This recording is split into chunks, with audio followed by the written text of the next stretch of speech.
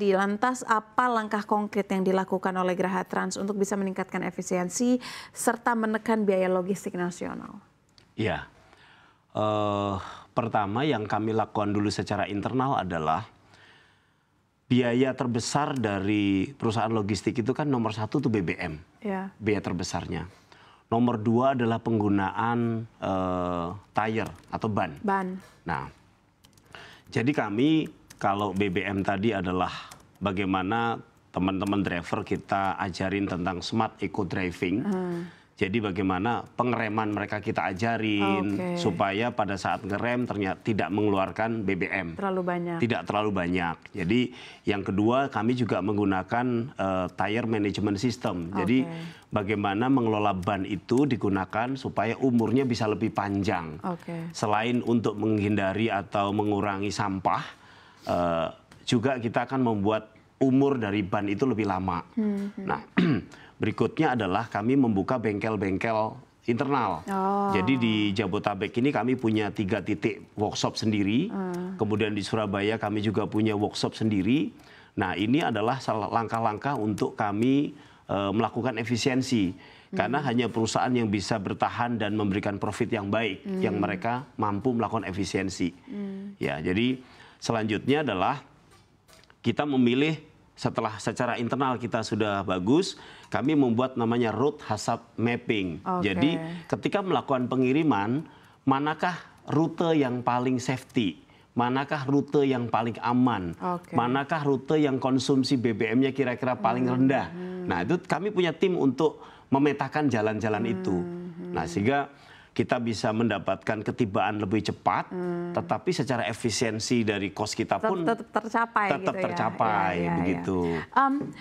Sejauh mana Pak penggunaan transformasi digital juga diterapkan oleh perusahaan seperti fleet management system, GPS tracking atau big data untuk optimasi rute tadi? Kan rute mapping ini berarti dilakukan dengan orang turun langsung atau sebenarnya ada teknologi sendiri yang dilakukan? Yang pertama route hazard mapping itu dilakukan ada tim yang melakukan survei perjalanan tuh. Jadi kita kan perlu ada membuat stop point ya, titik-titik berhenti. Jadi Jakarta Surabaya ada titik-titik berhenti supaya kita mengurangi tingkat laka lantas, maka driver kan harus cukup istirahat. Nah, istirahatnya di titik-titik yang sudah kita tentukan. Itu namanya route hazard mapping. Nah, terus kemudian kalau kita ngomongin fleet management system, ada blessing in disguise-nya. Jadi pada saat 2020 ketika kami menghadapi masa pandemi, di mana waktu truk kami banyak yang tidak beroperasi, di situ kami mengumpulkan tim IT kami untuk membuat transport management system. Jadi selama kurang lebih 3-4 bulan kami fokus membuat transport management system. Nah, dengan transport management system ini mengintegrasikan sistem yang kita sudah punya, sistem akuntansi yang kita sudah punya, diintegrasikan dengan penerimaan order dari customer kami. Jadi customer itu kalau order ke kami dalam bentuk file Excel atau dalam bentuk file Word, kemudian tim kami akan mengubahnya masuk ke data. Nah, setelah masuk ke data, maka dia akan terkirim otomatis ke driver kami lewat handphone. Jadi seperti ojek online lah.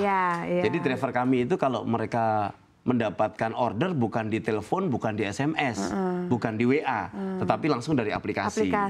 Jadi, saya misalnya sebagai driver, saya dapat muatan dari PT A untuk Jakarta Surabaya, dan saya accept. Nah, begitu saya accept, maka langsung ada mapnya. Saya harus muat ke titik ini. Begitu. Nah, artinya kan SDM ini, para armada ini kan harus siap juga dengan transformasi digital. Apakah itu menjadi kendala juga atau ada siasat sendiri yang dilakukan oleh perusahaan? Awalnya iya.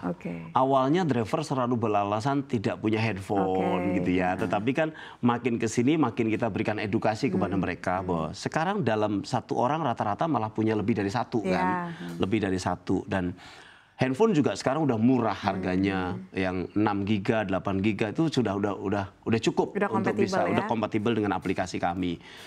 Nah, jadi awalnya itu terus kami lakukan juga silabus training kan. Jadi mereka kan di training, driver kita di training tentang bagaimana mengemudi yang safety, kemudian mereka bagaimana melakukan pemeliharaan kendaraan secara harian supaya tidak ada kerusakan ketika di jalan.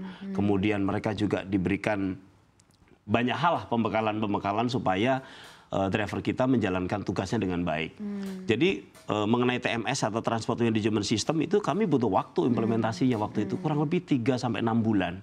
Tapi kalau sekarang mereka sudah sangat otomatis ya, sudah sangat paham. Setiap kita menerima calon sopir baru pun juga mereka kita ajarkan paling sekitar 15-20 menit mereka langsung paham. Iya, sudah terupdate ya knowledge-nya tentang digitalisasi.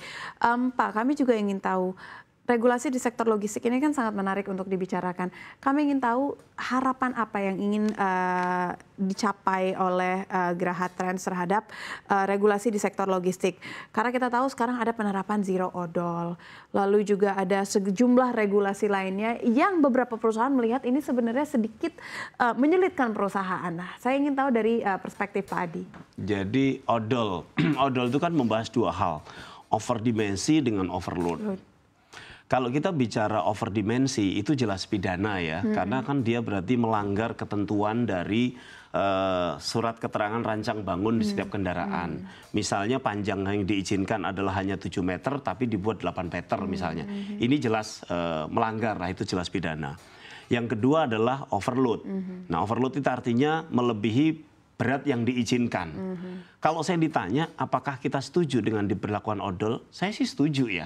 Karena dengan diberlakukannya overdimensi, overload secara optimal ya, secara benar, harusnya umur dari jalan raya itu bisa lebih lama. Kemudian dari sisi laka lantas karena tidak terjadi overload dan tidak terjadi overdimensi, itu pasti akan bisa diminimize.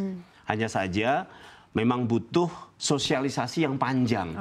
Yang disosialisasi nggak cuman kami sebagai transporter, tetapi juga dari sisi pemilik barang, shipper. Ini justru yang paling penting. Ya, karena kita tahulah muatan-muatan yang selalu over itu yang jenisnya apa begitu. Kalau kami yang muatannya e-commerce sih nggak ada masalah. Muatannya jauh di bawah yang diizinkan. Iya. Kalau kami setuju ya diadakan. Kalau diterapkan. Regulasi-regulasi lain yang mungkin saat ini masih menjadi kendala bagi perusahaan apa, Pak? Kalau sejauh ini kami sudah comply ya dengan semua aturan-aturan yang ada, sebenarnya nggak ada masalah.